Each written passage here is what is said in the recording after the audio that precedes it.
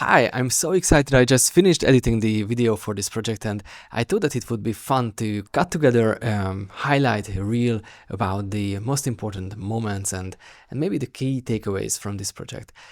Usually we have a co-creation session every Sunday inside the Modern Artists Club, so if you want to get better at painting, I would love to invite you to the club. But enjoy the highlights. Happy painting. Welcome to our next co-creation session. Today we will explore this beautiful mountain lake, which is really close to Miskolc and Lillafred in Hungary. It's called Hamori Lake. It's the connection of three valleys, and there's a beautiful palace hotel behind us in this area. But today I wanted to highlight this beautiful sunset scene on the lake. I felt that this is Georgia's area and it will be fun and also helpful exercise. This is the earlier test I've painted and I feel that we can create something similar. Why I like these images, the really visible big triangles which are creating this interesting intersection, and also of course the sun is really inviting, almost like a bridge. We will paint with acrylics this time. I like to keep using the limited palette, which includes the titanium white, phthalo blue, quinacridone magenta, and also the Hansa yellow. If you don't have these exact colors, it's not a big issue. You can use the ultramarine blue. If you have cadmium yellow, that works perfectly fine also. And instead of the magenta, you can use the cadmium red, for example. I find that I can create the most vibrant and most full color wheel from these colors. What we like to avoid is starting something in the corner, because that creates a tangent. So just avoid starting the heel from the corner, have some overlap. That helps to avoid the tangent, almost like a mistake where two lines are exactly touching. That creates drama and feels a bit weird. Continue with the water. This color is really tricky because we have the water, which is greenish color, and we also have the reflection of the sky, which is blue. So I like to mix this dirty greenish color and start to make these marks. Just remember that we have the sun shape, and because we have these colors on our brush, we can get these beautiful mixes of color with the green and the blue. And one great technique is to mix a bit more than what you think you will use, because it's much easier to come back to these mixes on our palette.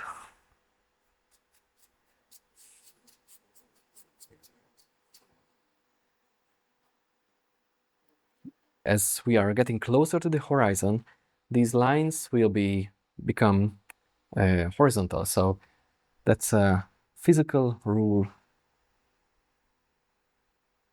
and also helps the realism.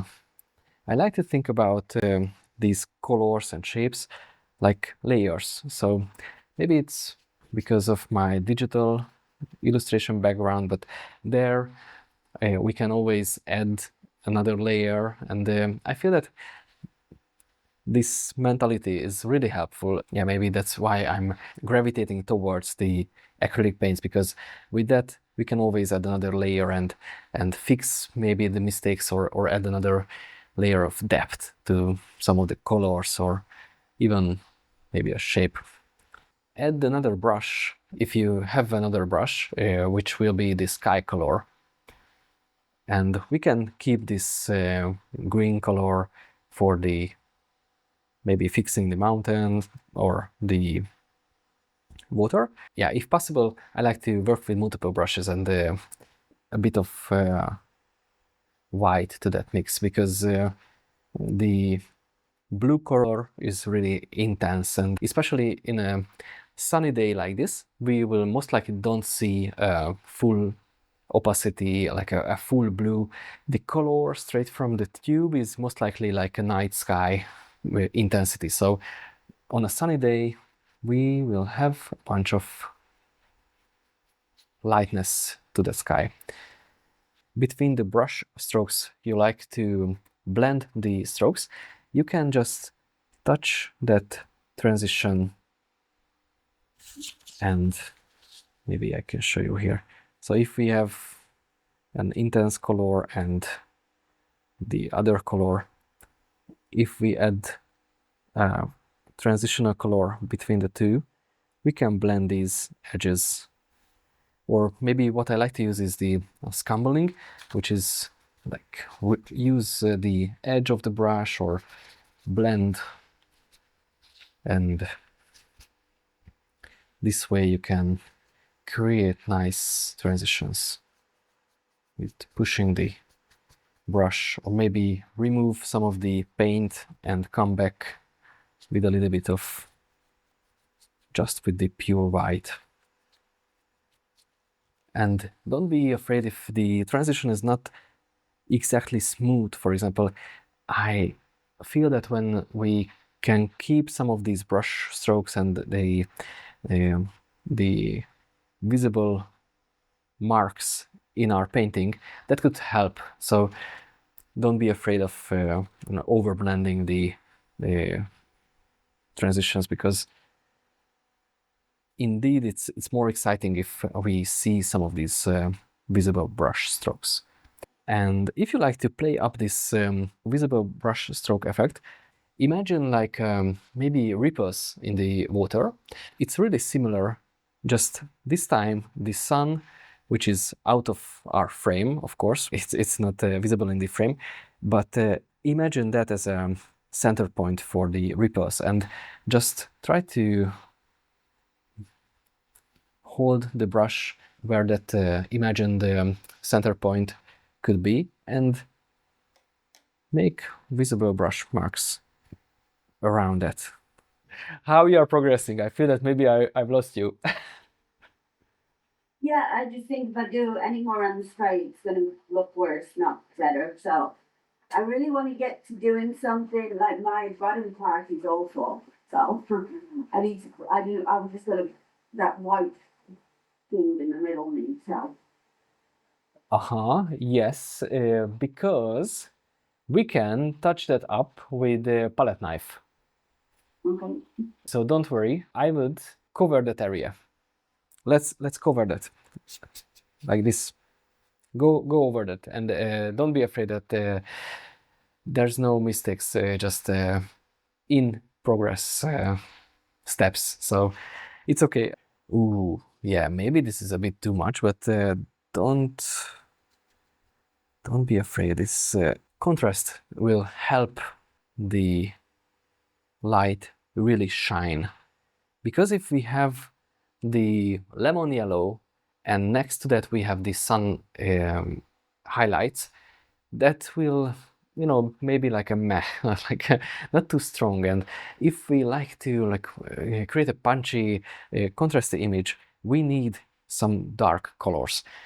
Of course, I like to avoid the black, using black pigment, but with this blue color, we can add the really nice dark color.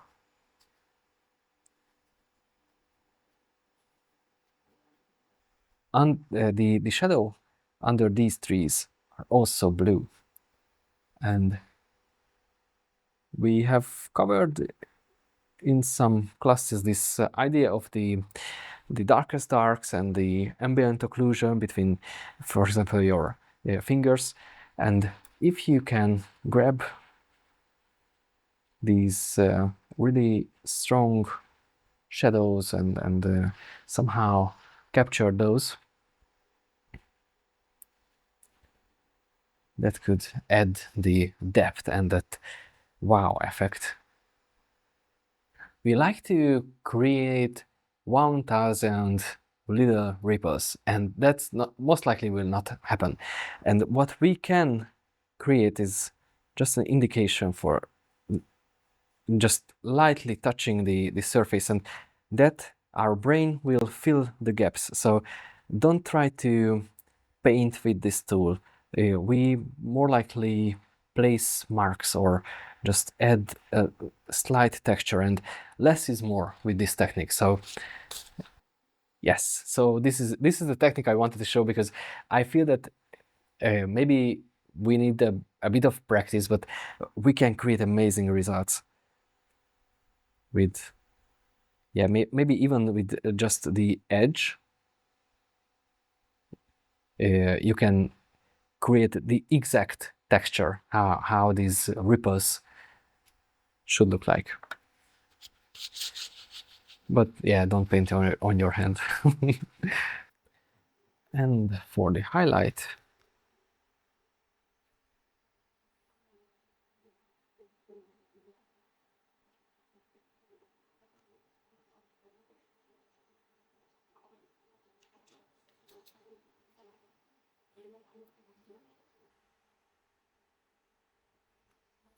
I feel that the gradients and understanding the gradients is one of the hardest and in the same time most satisfying areas of the painting, because even as I've painted this version, I've just saw that okay, something is missing. What is missing, and how I could improve? How I could add blue reflection, how I could improve the sky, and for me that was an obvious choice that oh, I need the horizon to be lighter.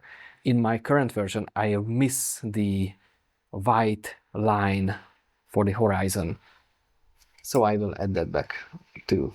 And for that I'm using, okay, let me show you the clean brush. So it's not in clean water, cleaned up. Maybe adding a little bit water, just so it flows a bit better.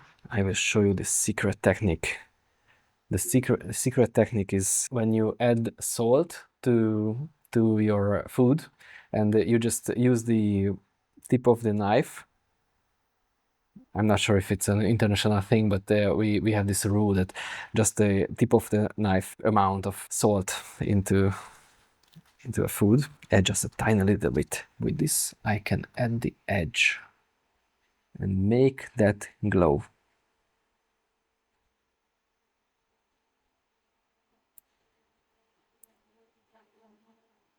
First, I'm going through the area and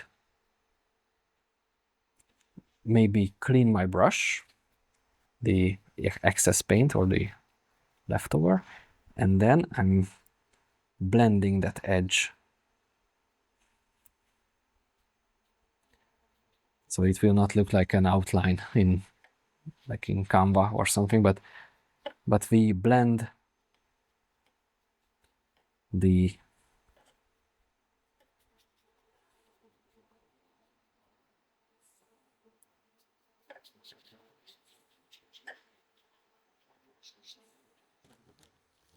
I did like using the palette knife. That's the first time I've ever used a palette knife, but that was kind of cool.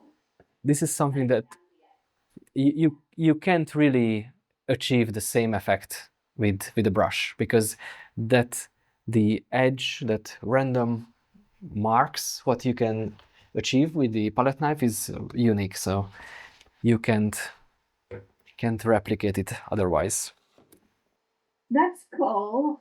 I like the horizon now. Like how we built that out. Like I get it. Like if we're gonna start class now and redo it. Thank you very much for joining, and I hope that you have experimented with the same techniques what we covered in this co-creation session. And yeah, see you next time, and happy painting. Ciao.